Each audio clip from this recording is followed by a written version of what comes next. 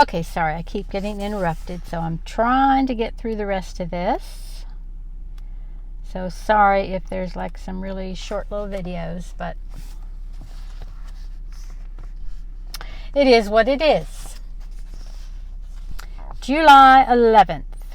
Dear Ruby, I'm glad you think Leilani is cute. She is, and you are beautiful. Of course, I've told her all about you. She said, I can't wait to meet my fabulous cousin. Well, she said, Twah! But that's what she meant. You know, I've been thinking. I'm wondering how you are going to avoid Melba Jane when school starts, or when you are 10, or when you are 25, or when you are my age. That's a long time to never see somebody. Lots can happen in 50 or 60 years, or in a day. At least go to the operetta for me, won't you? I need someone reliable to give me a good review. I hate that I'm going to miss it. And don't worry about a remembrance for your grandpa. It was just a thought. There's a right time for everything, and when the time is right, if ever it is, you'll know it. Love, your a bit homesick grandmother, Miss Eula. July 12th. Dear Miss, you are missing it. Good garden of peas. Bemmy has laid an egg. I'm not kidding.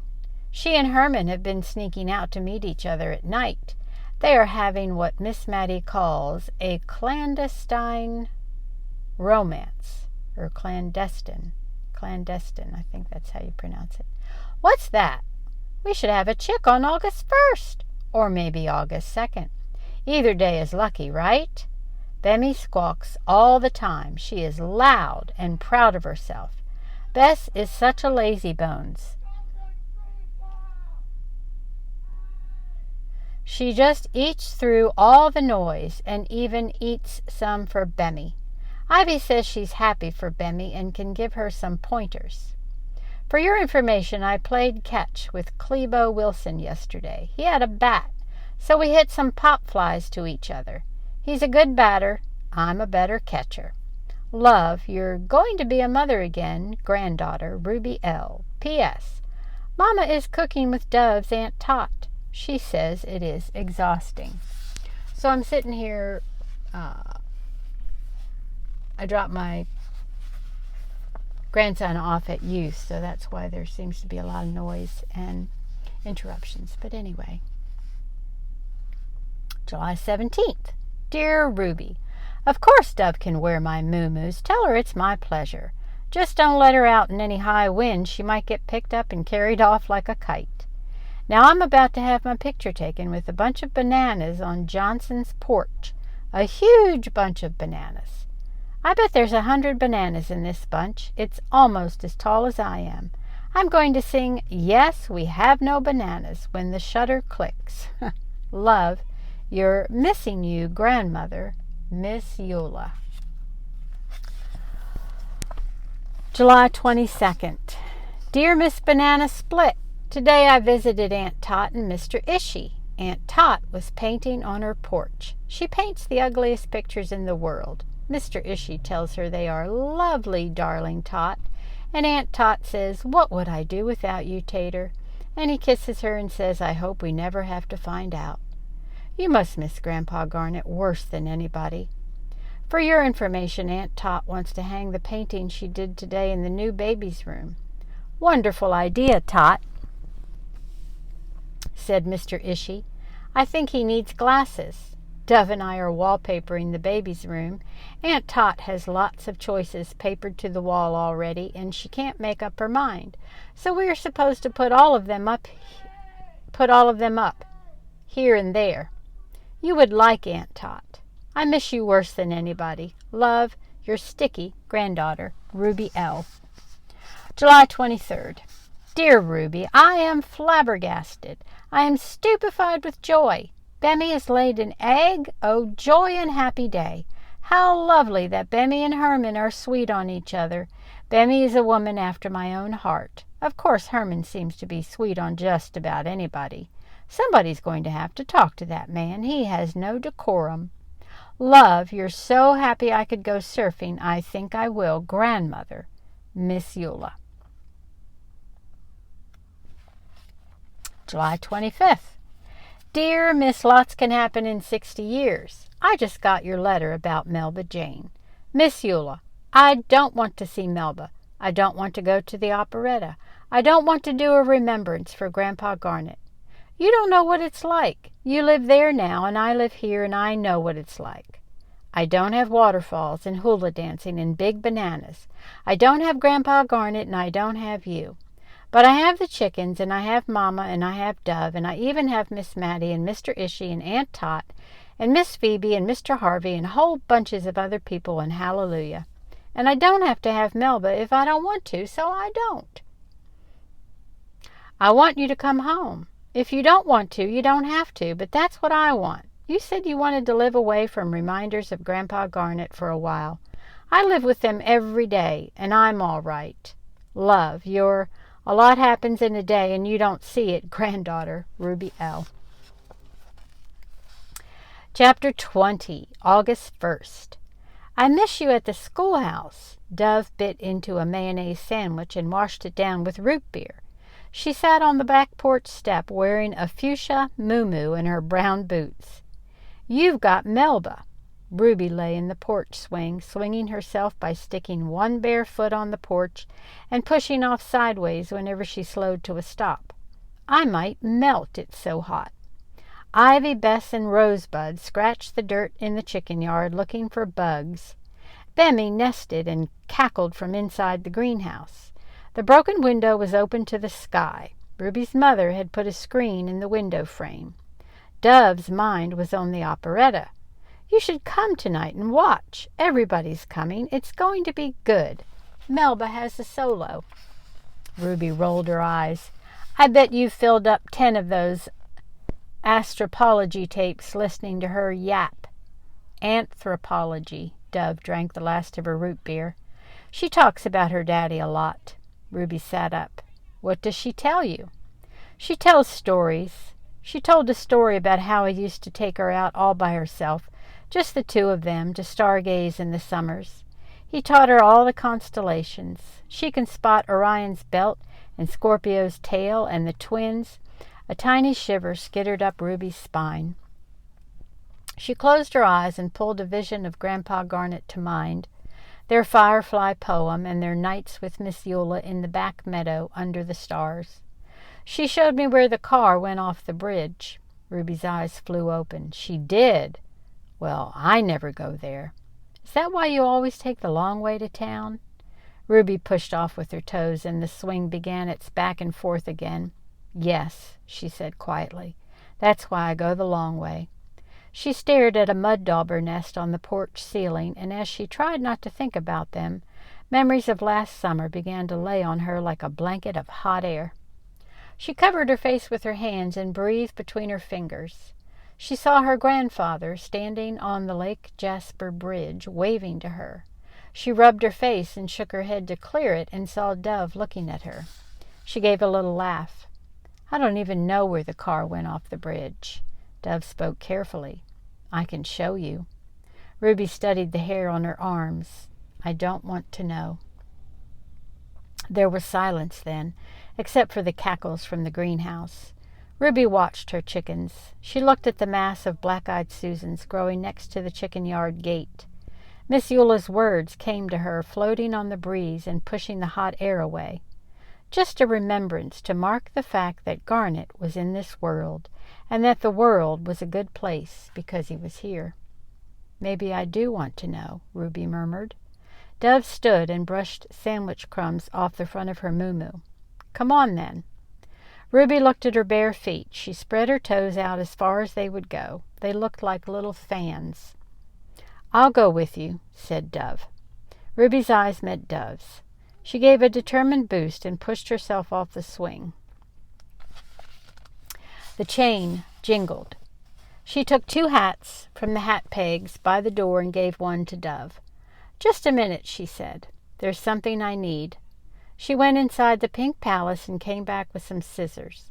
She clipped a bunch of black-eyed Susans and tied them with a piece of twine from her pocket. Then she said to Dove, Okay, let's go. Who are the flowers for? They're for me, said Ruby. The girls set off, turning left onto the road toward town. Chapter 21. The cicadas, or cicadas, depending on how you say it. I think it's cicadas, but some people say cicadas, so I don't know. The cicadas shrilled from the trees. "It's too hot to spit," said Ruby. She spit anyway. "It sure is a lot shorter to town this way than the way you go," said Dove. Orange dust kicked up on the road where the girls walked, past fat goldenrod blooming like feathery yellow clouds. They reached the end of the road and saw the bridge on their right, across the paved road that turned into Main Street and town. Ruby stood a long time looking at it. "My Grandpa Garnet never got to this side of the bridge." Her voice was flat, without feeling. Her stomach hurt. She pushed her hair out of her face. "If Melba could come to this bridge, so could she. So could she." It was a wooden bridge that clattered whenever a car crossed it, and there were roomy walkways on either side, made just for people traffic, or bicycle traffic, or, as Grandpa Garnet used to say, for dog, raccoon, and fox traffic. Soon Ruby was standing with Dove on the Lake Jasper Bridge in the middle of the afternoon. The sun was almost straight overhead. It blinked on and off through the clouds, shining on the bridge work. "Right there," Dove pointed to a spot almost halfway across the bridge. Ruby could see where it had been repaired. She walked to the railing and touched the spot. She made herself look down into the lake. Ruby had been swimming in it 1,000 times.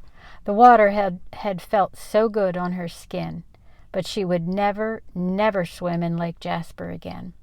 Her fist was hot and sweaty where she held the black-eyed Susans. She stuck them in the side pocket of her overalls, where they stuck out like a black and yellow flag. A feeling of weariness took over, and Ruby leaned against the bridge, her stomach folding onto itself along the rail. She looked at her wavy reflection in the water below. "It was my fault," she said.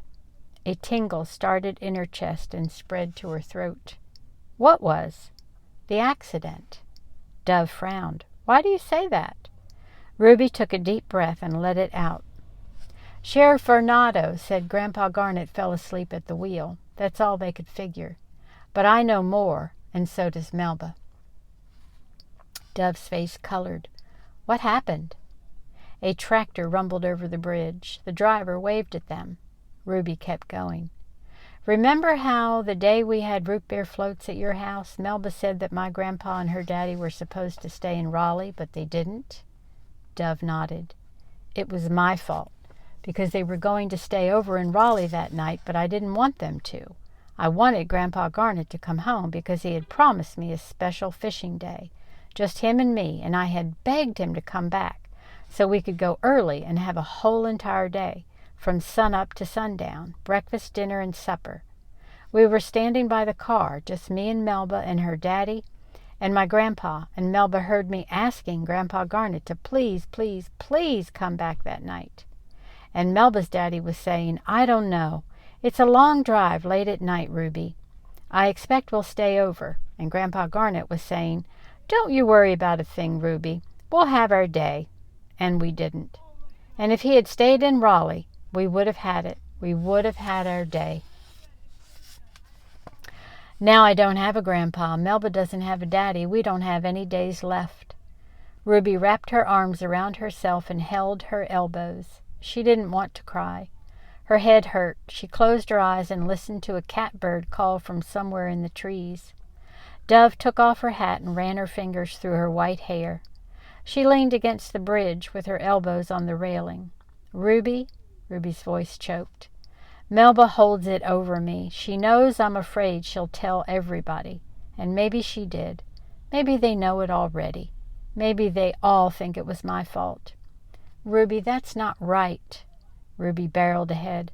"Melba told me that her daddy always stayed over when the Grange met in Raleigh, and my grandpa would have stayed for him if I hadn't asked him to come home."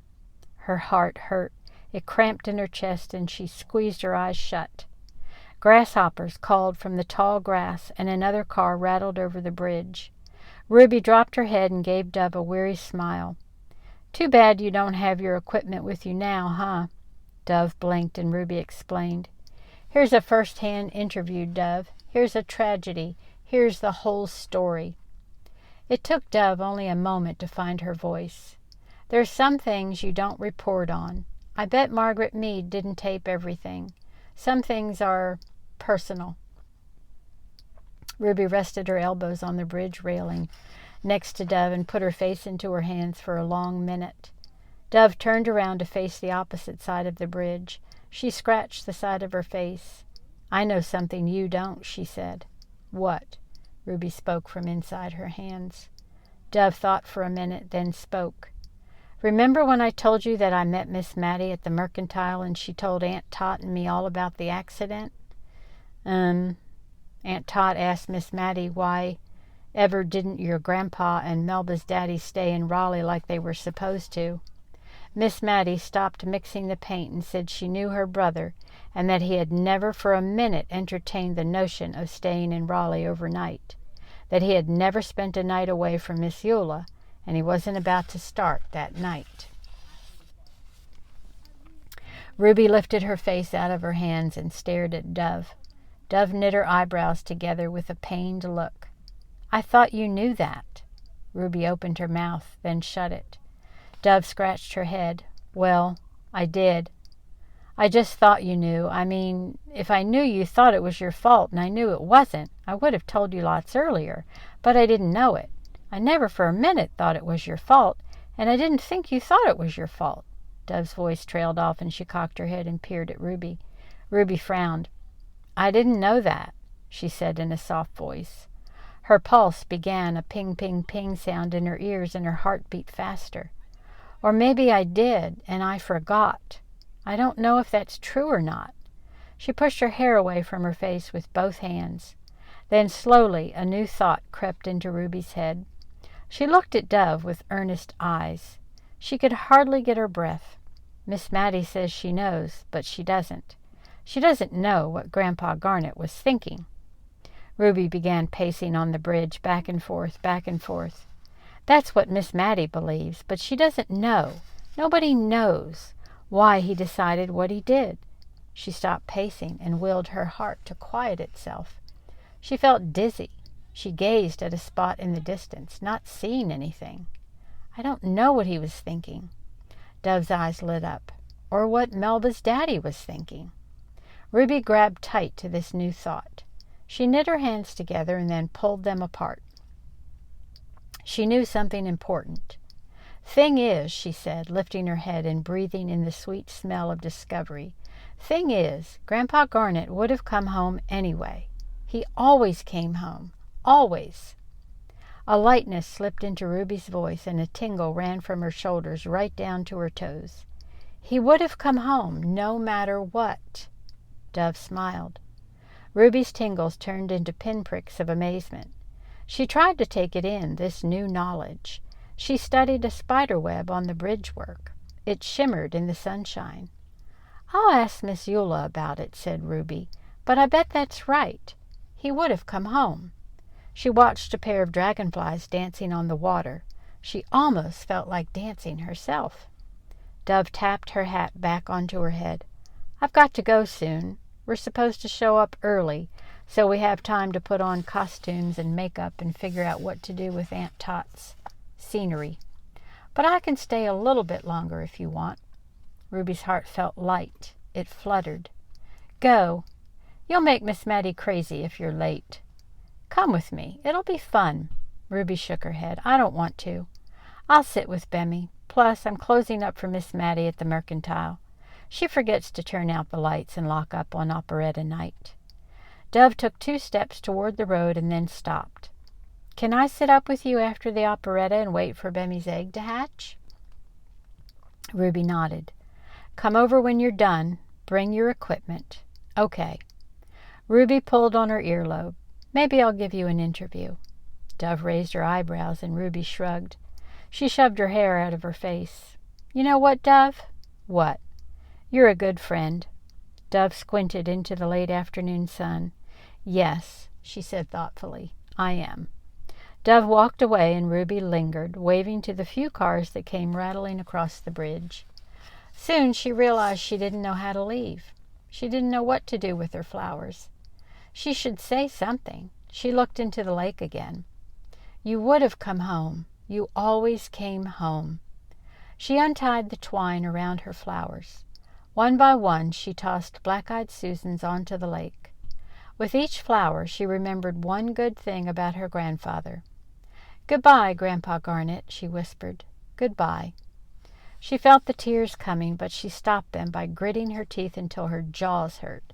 She picked up her floppy hat and put it back on her head. She heard footsteps behind her, coming onto the bridge, coming toward her. Dove coming back to check on her. Dove wanting to make sure it was okay that she'd left her friend at the bridge.